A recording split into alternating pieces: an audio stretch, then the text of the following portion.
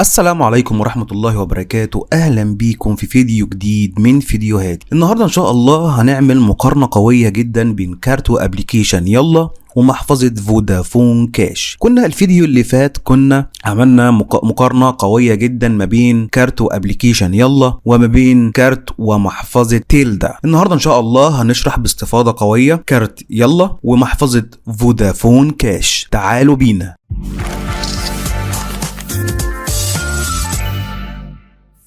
هنيجي لأول حاجة عندنا في الوصف. كارت يلا هو كارت فيزا من إصدار شركة فيزا العالمية مسبق الدفع، ويستخدم للدفع وأبليكيشن فيه العديد من الخدمات.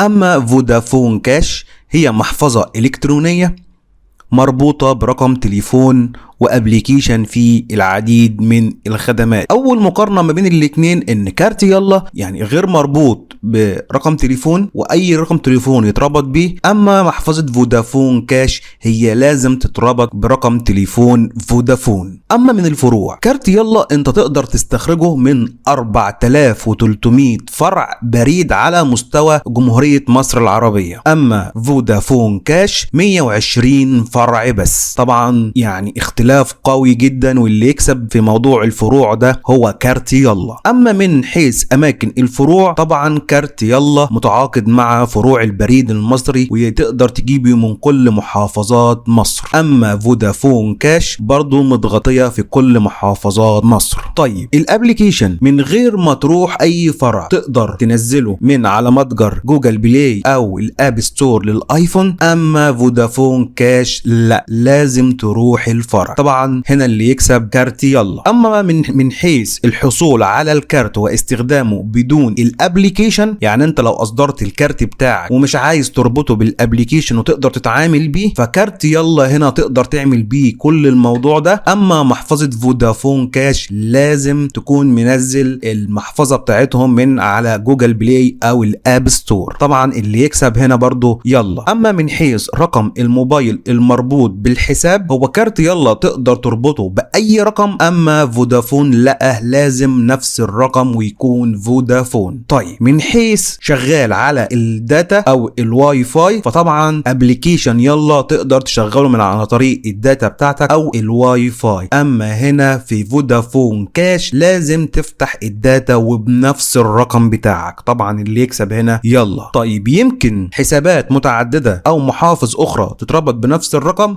ممكن في كارت يلا، اما فودافون كاش لا. طيب يمكن طلبه لغير المصريين؟ بالفعل كارت يلا يقدر يطلبه غير المصريين بصورة الجواز بس، اما فودافون كاش لا، لازم يبقى مصري ويبقى حامل للبطاقة الرقم القومي. اما مصاريف فتح الحساب لكارت يلا هو 20 جنيه بس، اما فودافون كاش 5 جنيه بس. طبعا هو في فرق يعني مش كبير قوي يعني ما بين ال 20 جنيه وال 5 جنيه، بس برضو في ظل خدمات كارت يلا فبالنسبه له ال 20 جنيه مش فلوس. نيجي لتاني حاجه وهي شحن الحساب. لو انت هتيجي تشحن كارت يلا من خلال التحويل البنكي، تقدر تعمل تحويل بنكي من اي بنك على كارت يلا، اما فودافون كاش لا، من خلال ماكينات فوري ومصاري تقدر تحول لكارت يلا وبرضه تقدر تحول لفودافون كاش. طبعا هم متساويين في النقطه دي. اما من حيث التحويل البنكي لا، فاللي يكسب هنا كارت يلا. من خلال ماكينات الاي تي ام، طبعا انت تقدر تعمل ايداع وتعمل تحويلات لكارت يلا من خلال ماكينات البريد المصري، اما فودافون كاش لازم تكون ماكينات الداعمة لخدمات من غير بطاقة فقط. طبعا في اختلاف كبير جدا جدا ما بين كارت يلا وفودافون كاش. من خلال المحافظ الالكترونية زي اورنج واتصالات كاش، طبعا كارت يلا يقدر يستقبل من كل المحافظ دي، اما فودافون كاش لا، لازم فودافون هو بس اللي يحول لفودافون، ودي حاجه بايخه جدا انا شايفها في فودافون، مع ان مفيش وجه مقارنه ما بين يلا وفودافون كاش، بس الحركه دي يعني مضايقه الواحد قوي يعني. اما من خلال الكروت البنكيه، فكارت يلا تقدر تعمل بيه كل الكلام ده، اما فودافون كاش بعض وانواع الكروت بس. نيجي هنا لعملاق التحويلات البنكيه اللي احنا كنا شرحناه في فيديو سابق، وهو من خلال تطبيق انستا باي المدعوم من البنك المركزي. تقدر تعمل بيه تحويلات لكارت يلا، اما فودافون كاش لا. لو جينا اتكلمنا من خلال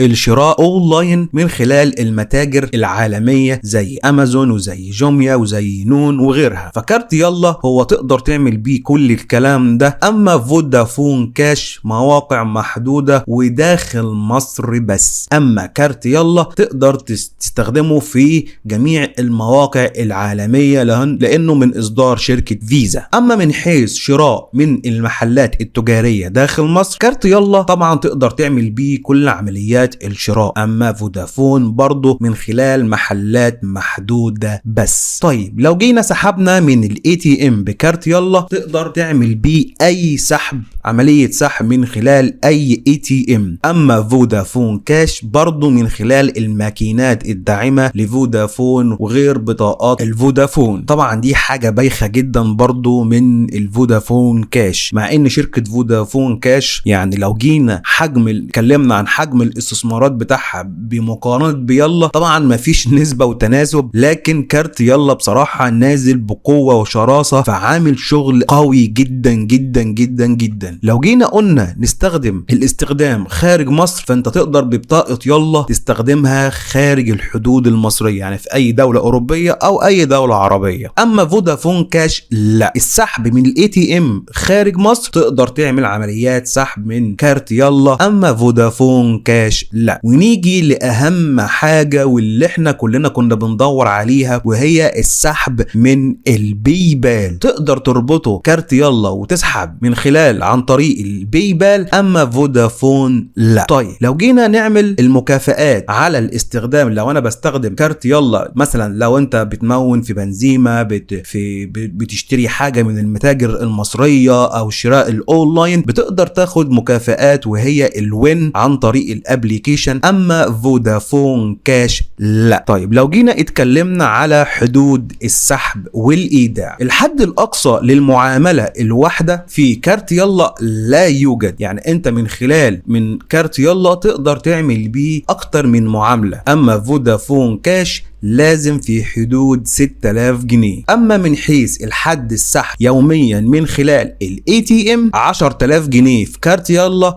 اما فودافون كاش 20000 جنيه. اما من حيث حد السحب شهريا من الاي تي ام وهي 150000 جنيه في كارت يلا، فودافون كاش وهي 100,000 جنيه. اما اقصى مبلغ للايداع يوميا 30,000 جنيه لكارت يلا، اما 10,000 جنيه في كارت فودافون. طبعا مفيش، يعني انت لو جينا قارنا ما بين يلا فودافون، تلاقي يلا متفوقة في كل بند بمقارنة فودافون كاش. اقصى مبلغ للايداع في حد السحب 200,000 جنيه كارت يلا، اما فودافون كاش 50,000 جنيه. طبعا رقم كبير وقوي. لو جينا اتكلمنا حد التحويل اليومي، طبعا مفيش حد يومي للتحويلات، اما لو جينا اتكلمنا على فودافون كاش وهي 30,000 جنيه بس. اما امكانية زيادة حد السحب والايداع، فهنا تلاقي كارت يلا هو المتفوق، اما فودافون كاش لا. طيب نيجي لاهم حاجة عندنا وهي مصاريف التحويل والسحب. طبعا في كل المقارنة اللي فاتت من خلال حدود السحب واستخدام الحساب وشحن الحساب وفتح الحساب، طبعا انت هنا